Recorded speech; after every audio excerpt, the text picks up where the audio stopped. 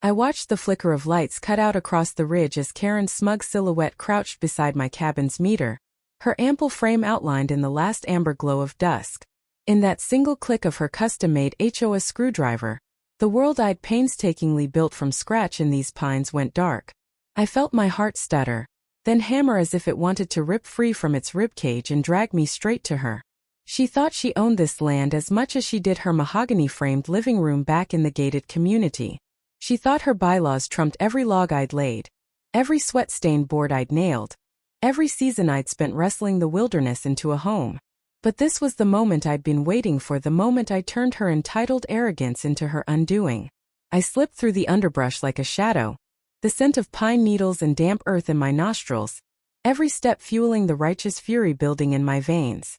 When I emerged behind her, the beam of my flashlight caught the gleam of her HOA badge poised and polished like a trophy.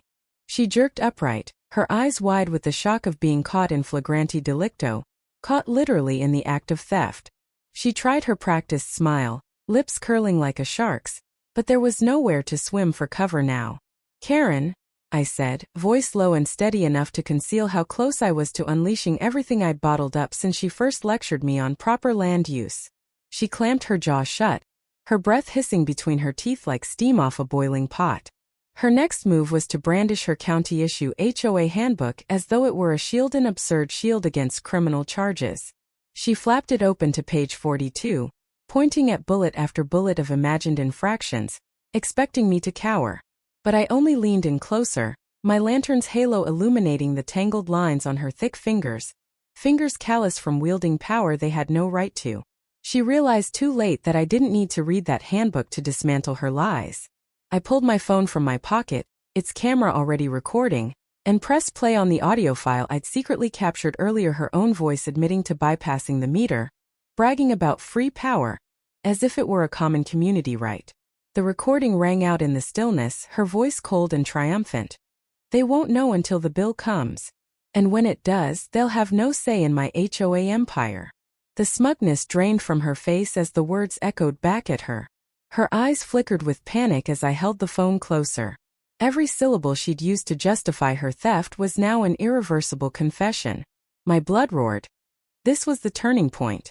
I summoned the county sheriff's dispatch, handed Karen the phone, and let the dispatcher's voice drift through the darkness. "Unit 58, we have an ongoing property theft complaint, meter tampering. Suspect is on site." I watched disbelief fracture her composure. She stumbled over her words, tried to protest, but all that emerged was a strangled squeak. In those staggering seconds before help arrived, I saw her entire persona unravel, the self-proclaimed enforcer of neighborhood order reduced to a trembling fraud. My rage cooled into a measured calm as the sheriff's cruiser headlights swept in. Karen's eyes met mine, pleading for some scrap of HOA privilege to save her. There was none left. As the cuffs clicked around her wrists, I stepped back into the hush of the pines, chest heaving with adrenaline and triumph. All around me, the forest leaned in, as if bearing witness to her downfall. In the days that followed, the local news splashed my recordings across their weekend segment under the headline, "HOA Queen of Mean Faces Felony Charges." My cabin's lights hummed back to life, each flicker a quiet anthem of justice served. But more than vindication, I felt something deeper. The unshakable pride of defending what was mine, and the knowledge that entitlement unchecked always overreaches. So share your verdicto. You stand with my stand against abuse of power?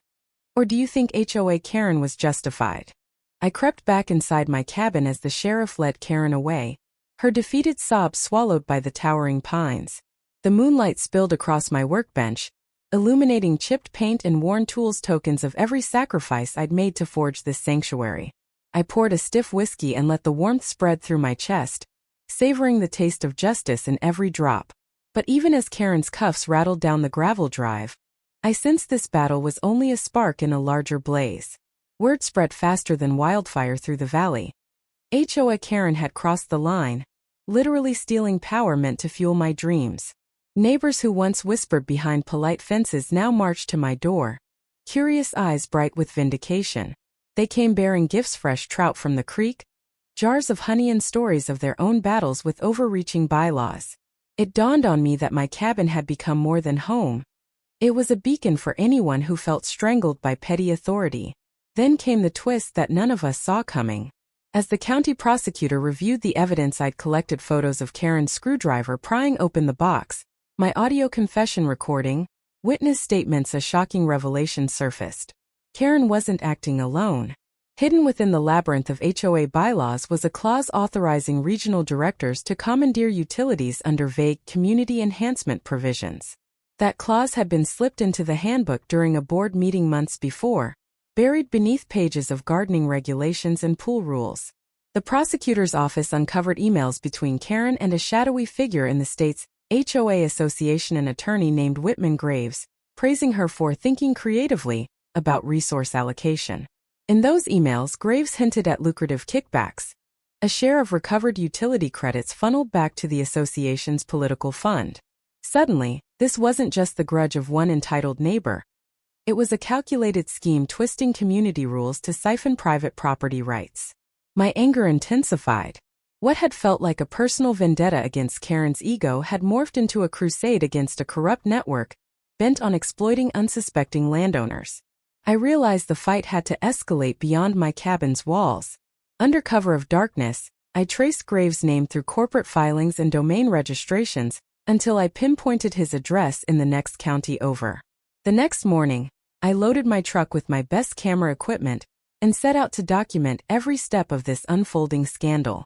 Pulling onto the winding road toward Graves' estate, I felt the same rush of determination I'd felt as a soldier charging into the unknown. I arrived at a sprawling manor bordered by a manicured hedge, an ostentatious statement of power.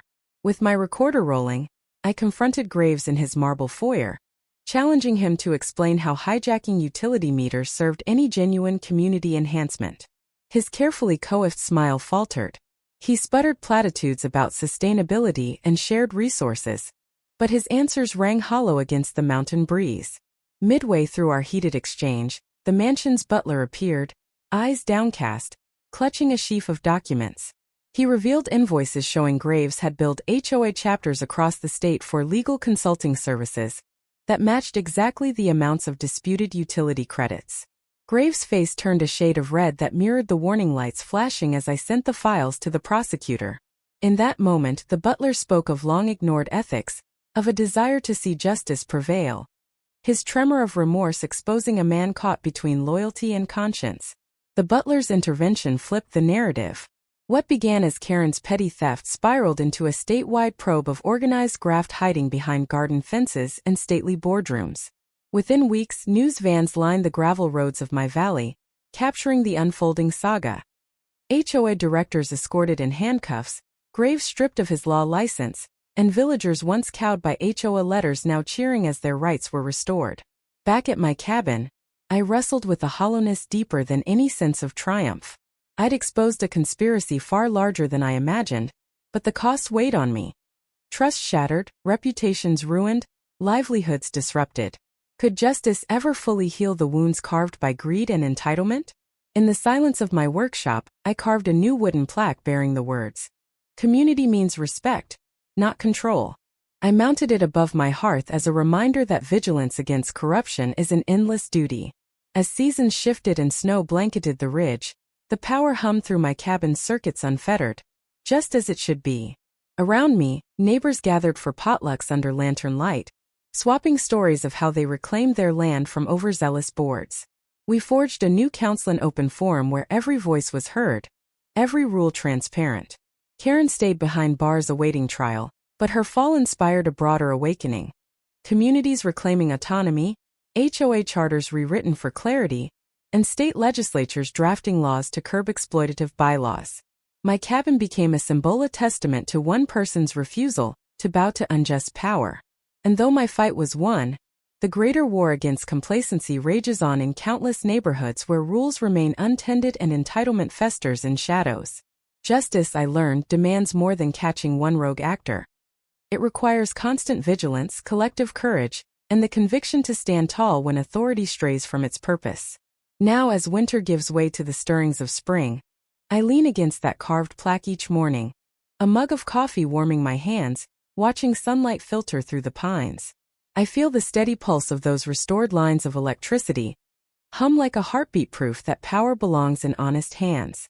So tell me, reader, after witnessing how one stolen spark ignited a movement, do you believe that ordinary people can dismantle entrenched corruption? Or is unchecked entitlement destined to reclaim its throne?